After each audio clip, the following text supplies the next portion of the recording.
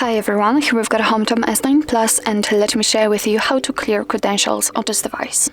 So first of all, we have to enter the settings, and now let's scroll down in order to find a security option.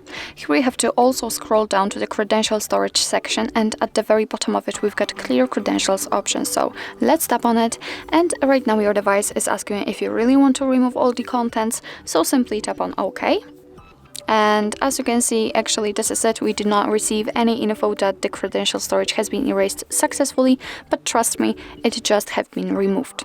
So actually that's all. This is how to remove credentials in your HOMTOM S9 Plus. Thank you so much for watching. I hope that this video was helpful, and if it was, please hit the subscribe button and leave the thumbs up.